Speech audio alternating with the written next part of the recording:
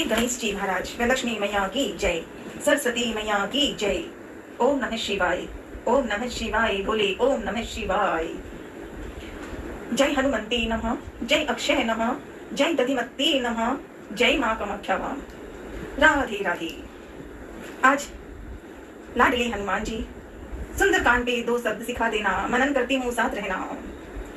श्री राम जय राम जय जय राम, श्री राम जय राम जय जय राम। रामायुध अंकृति ग्रह, शोभा वर्णि न जाय, नव तुलसी का वृंदित है, देखी हर से कपिराय। तुलसा मैया की जय। लंका नगरी पहुंच गए हैं हनुमान जी, सीता माँ को ढूंढना है। लंका के अंदर रावण और उसके साथियों को देखा पर सीता माँ दिखाई नहीं दी।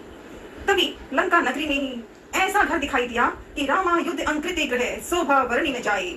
लंका नगरी है पर रामायुध अंकृति ग्रह, शोभा वर्णि न जाए, ऐसी सुंदरता।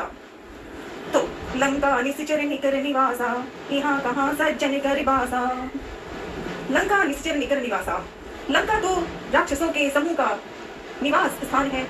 यहाँ सज्जन साधु पुरुष का निवास कहाँ। हनुमान जी मन में इस प्रकार तर्क करने लगे। उसी समय विभीषण जी जागे। उन्होंने मतलब विभीषण जी ने राम नाम का स्मरण उच्चारण किया। हनुमान जी उन्हें सज्जन जाना और हृदय में हर्षित हुए। हनुमान जी ने विचार किया कि इनसे हट करके अपनी ओर से ही परिचय करूंगा, क्योंकि साधु से कार्य की हानि नहीं होती, प्रस्तुत लाभ ही होता है। ब्राह्मण का रूप धरकर हनुमान जी ने उन्हें वचन सुनाए, पुकारा। सुनते ही विभीषण जी उठकर वहां आए, प्रणाम करके कुशल पूछी और कहा कि हे ब्राह्मण देव, अपनी कथा समझा कर कहिए, क्या आप हरि भक्तों में से कोई हैं? क्योंकि आपको देखकर मेरे हृदय में अत्यंत प्रेम उमड़ रहा है। अथवा क्या आप दीनों से प्रेम करने वाले स्वयं श्री राम जी ही हैं, जो मुझे बड़भागी बनाने, घर बैठे दर्शन देकर कृतार्थ करने आए हैं? जब इस तरह विभीषण जी ने कहा, तब हनुमान जी ने श्री रामचंद्र जी की सारी कथा कहकर अपना नाम बताया। सुनते ही दोनों के शरीर पुलकित हो गए और श्री रामचंद्र जी के गुण समूहों का स्मरण करके दोनों के मन प्रेम और आनंद मग्न हो गए। तब हनुमंत कही सब राम कथा निज नाम, सुनत जुगल तन पुलक मन, मगन सुमिर गुण गान। सुनहु पवन सुत कहही, सुनहु पवन सुत कहनी, हमारी जीमी दसननी महु जीव बिचारी। जीव विभीषण अपना परिचय कह रहे हैं। लक्ष्मण जी ने कहा, हे पवन पुत्र, मेरी रहनी सुनो। मैं यहाँ वैसे ही रहता हूँ जैसे दांतों के बीच में बेचारी जीव। हे तात, मुझे अनाथ जानकर सूर्य कुल के नाथ, हनुमान जी माफ करो फिर से। हे तात, मुझे अनाथ जानकर सूर्य कुल के नाथ श्री रामचंद्र जी क्या कभी मुझ पर कृपा करेंगे? मेरा तामसी राक्षस शरीर होने से साधन तो कुछ बनता नहीं और ना मन में श्री रामचंद्र जी के चरण कमलों में प्रेम ही है। परंतु हे हनुमान जी, अब मुझे विश्वास हो गया है कि श्री राम जी की मुझ पर कृपा है, क्योंकि हरि की कृपा के बिना संत नहीं मिलते। जब श्री रघुवीर ने कृपा की है, तभी तो आपने मुझे हट करके अपनी ओर से दर्शन दिए हैं। तब हनुमान जी ने कहा, हे विभीषण जी सुनिए, प्रभु की यही रीति है कि वे सेवक पर सदा ही प्रेम किया करते हैं। भला कहिए, मैं ही कौन बड़ा कुलीन हूँ, जाति का चंचल बानर हूँ और सब प्रकार से नीच हूँ। प्रातःकाल जो हम लोगों बंदरों का नाम ले तो उस दिन उसे भोजन ना मिले। हे सखा सुनिए, मैं ऐसा अधम हूँ, पर श्री रामचंद्र जी ने तो मुझ पर भी कृपा ही की है। भगवान के गुणों का स्मरण करके हनुमान जी और विभीषण जी के दोनों नेत्रों में प्रेमाश्रुओं का जल भर आया। ओम नमः शिवाय, बोले ओम नमः शिवाय, ओम नमः शिवाय, बोले ओम नमः शिवाय। असमय अधम सखा सुनो, मोह पर रघुवीर, कीनी कृपा सुमिरे गुण, भरे विलोचन नीर। जानत हूँ अस स्वामी बिसारी, फिरनी ते काहि न होई सुखारी। जो जानते हुए भी ऐसे स्वामी को बुलाकर भटकते फिरते हैं, वे दुखी क्यों ना हो। इस प्रकार श्री राम जी के गुण समूहों को करते हुए उन्होंने अनिवार्य ने परम शांति प्राप्त की। फिर विभीषण जी ने श्री जानकी जी जिस प्रकार वहां लंका में रहती थी वह सब कथा कही। तब हनुमान जी ने कहा, भाई सुनो, मैं जानकी माता को देखना चाहता हूँ। तो विभीषण जी ने माता के दर्शन की सब युक्तियां उपाय कह सुनाई। तब हनुमान जी विदा लेकर चले। फिर वही ब्राह्मण का रूप में आए थे ना हनुमान जी, विभीषण से छुप के ब्राह्मण के रूप में खड़े होकर कह रहे हैं। तो अब जब सीता माँ को ढूंढना था तो वापस हनुमान जी ने विदा लेकर चले। फिर वही पहले का मसक सरीखा रूप धरकर वहां गए जहां अशोक वन के जिस भाग में सीता जी रहती थी। सीता जी को देखकर हनुमान जी ने उन्हें मन ही मन में प्रणाम किया। उन्हें बैठे ही बैठे रात्रि के चारों प्रहर बीत जाते हैं। शरीर दुबला हो गया है, सिर पर जटाओं की एक बेड़ी लट है। हृदय में श्री रघुनाथ जी के गुण समूहों का जाप स्मरण करती रहती हैं।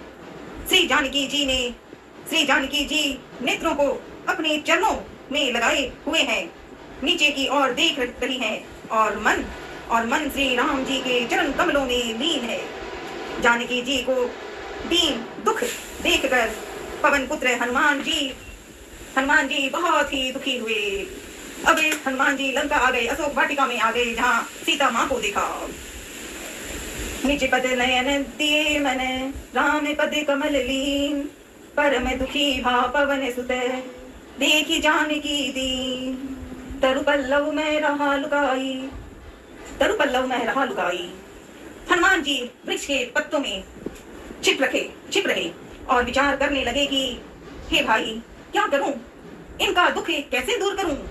उसी समय अभी हनुमान जी सोच ही रहे थे कि उसी समय बहुत सी स्त्रियों को साथ लिए सज धज कर रावण वहां आया। रावण उस दुष्ट ने सीता जी को बहुत प्रकार से समझाया, साम दाम भय और भेद दिखलाया। रावण ने कहा सीता माँ को कि हे सुमुखी, सुनो, मंदोदरी आदि सब प्राणियों को मैं तुम्हारी दासी बनाऊंगा। तुम मेरा प्रण है। तुम एक बार मेरी और देखो तो सही। जब रावण ने ऐसे कहा तो सीता माँ डरती तो थी, लेकिन जब रावण ने कुछ कहा है तो सीता माँ ने कहा। सीता माँ अपने परम स्नेही कौशलाधीश श्री रामचंद्र जी का स्मरण करके जानकी जी तिनके की आड़ पर्दा करके कहने लगी। सीता माँ कहने लगी, हे दसमुख, जुगनू के प्रकाश से कभी कमलिनी खिल सकती है। जानकी जी फिर कहती हैं, तो अपने लिए भी ऐसा ही मन में समझ ले। रे दुष्ट, तुझे श्री रघुवीर के बाण की खबर नहीं है। रे पापी, तू मुझे सोने में हर लाया है। रे अधम निर्लज, तुझे लज्जा नहीं आती। सीता ने इस प्रकार कहा रावण को। अपने को रुद्र के समान और रामचंद्र जी को सूर्य के समान सुनकर और सीता जी के कठोर वचनों को सुनकर रावण तलवार निकालकर बड़े गुस्से से रावण आकर बोला, आंखों ही सुनी ज्योत समय राम ही भानु समान, पुरुष वचन सुनी काढ़ी सुनी बोला अति खिसिया। सीता ते मम कृत अपमाना कठिनौ तब सिर कठिन कृपाना। सीता ते मम कृत अपमाना। रावण ने कहा, सीता, तूने मेरा अपमान किया है, मैं तेरा सिर इस कठोर बाण से काट डालूंगा। नहीं तो अब भी जल्दी मेरी बात मान ले। रे सुमुखी, नहीं तो जीवन से हाथ धोना पड़ेगा। रावण ने ऐसे कहा।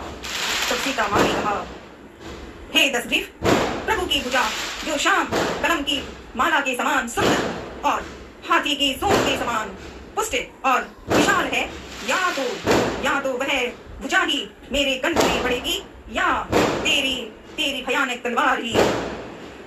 रे रहस्य, यदि मेरा सच्चा प्रण है, यही मेरा सच्चा प्रण है। सीता माँ ने कहा।